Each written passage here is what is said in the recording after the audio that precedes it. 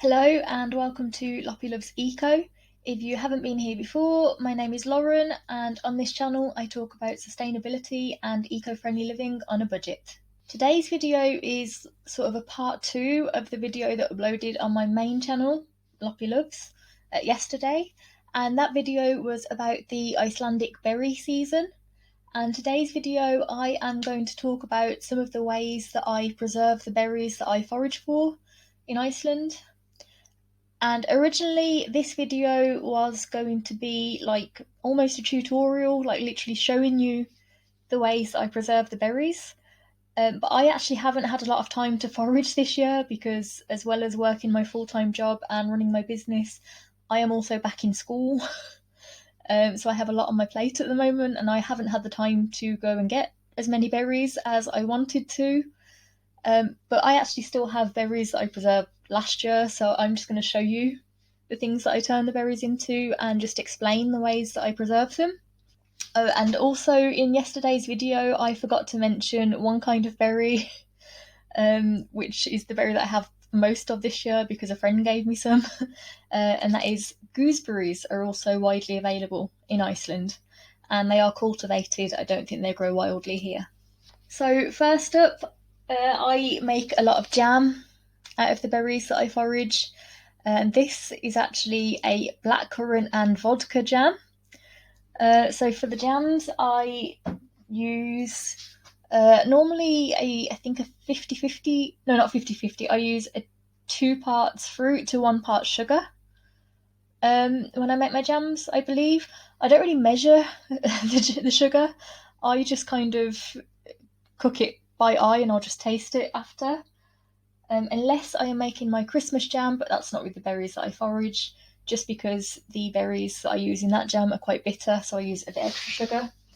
But it is literally just berries, sugar, sometimes a little bit of water, but usually the juices are released from the berries, and just cook it down for a while and put it into sterilised jars when it reaches a certain temperature and leave it to set.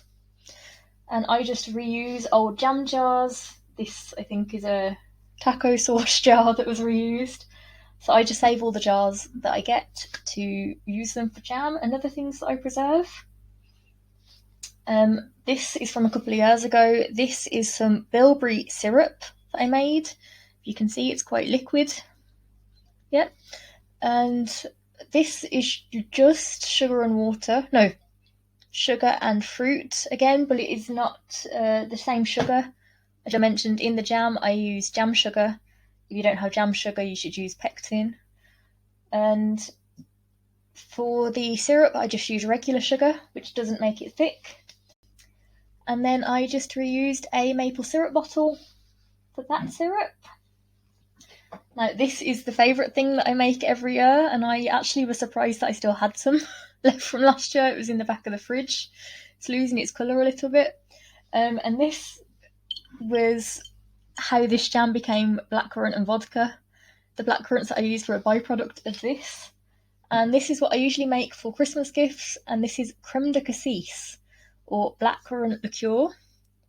And I normally give it all away for Christmas, but last year apparently I saved some for myself, and I haven't drank any of this all year, so I'm going to use that up soon. I'm not making any creme de cassis this year because I want to enjoy the blackcurrants myself for a change. And how I make that is I get the cheapest vodka I can find, I add in as many blackcurrants as I can get, and again sugar, I don't really measure the sugar, I just add it until it feels right. You can get the measurements for that online. And I just put it into a massive jar, and then I will just leave it somewhere in a cupboard or just anywhere really, just out of the way, for a few months from the time that I harvest the berries right up until just before Christmas. And I will just shake the jar whenever I remember. I don't really have a strict schedule for it, like once every few weeks, once a month. And slowly the blackcurrant and sugar will fuse into the vodka. Then when it's almost Christmas, I will take a sieve and strain out the fruit from the liquid and bottle the liquid into reused bottles. This was a smoothie bottle, but I normally save all my sauce bottles and like soy sauce bottles and things, and that's what I give it in as gifts. It's a very cheap Christmas gift and always goes down really well. And then to make the jam, it was the reserved fruit that was infused with vodka that I used to make this jam.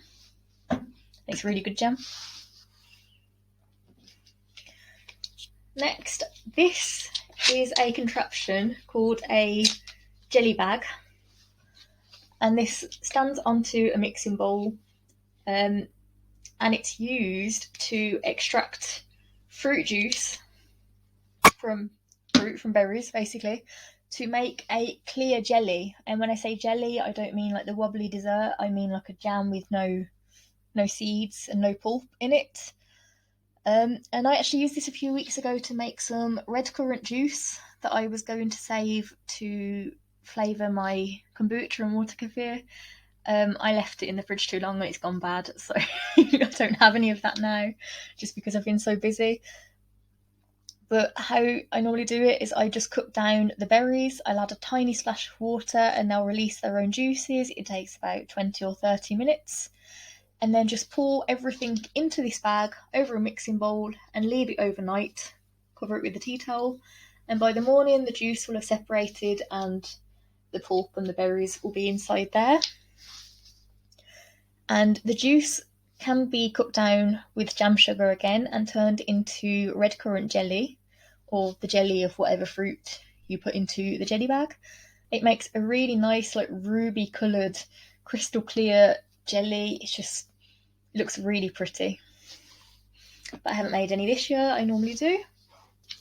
And then the next two products, and I think the final products that I'm going to talk about, are made using this massive contraption here. This is my dehydrator. It's one of my favourite food preservation tools. I use this a lot, especially in the winter actually, to dehydrate fruits that I get discounted in the supermarket. And so how it works is on top there is a temperature gauge, and you can turn the temperature up to about 80 or 90 degrees, I think. And it's just low temperatures. It's like an oven, kind of like a fan oven that has just low temperatures, and it can be used to dry out anything really. It doesn't have to be just fruit. Sometimes I dry out vegetables. Apparently you can dry out fish and meat to make jerky in it, but I've never tried that. You can dry out yogurt to make little yogurt drops. It's a really useful tool actually for food preservation, especially if you want to save room in the freezer, because I freeze a lot of the berries as well. But if I don't have any room in the freezer, I will dehydrate them. And actually here I have some crowberries that I dehydrated about a month ago. Here. So they're just dried out, shriveled up. And these berries were actually in the freezer from last year, and about a month ago I took them out to dehydrate to make room for the new berries, and then never got around to picking any new berries, but those are dehydrated. So I could still make some liqueur actually. Last year I made a really good crowberry liqueur, and it tasted just like Parma Violet, so I was really shocked. So I might do that again with the dehydrated berries. Or I might go out and see if there's any berries left, but I doubt it at this point. And then finally, this is probably the most popular snack in this household. My boyfriend loves this. It doesn't look like much. It doesn't look very good. I'll admit that. It looks awful. But this is called fruit leather. And we make it with all kinds of fruits. Like this one, I think, is crowberry and rhubarb. Just using stuff out of the freezer.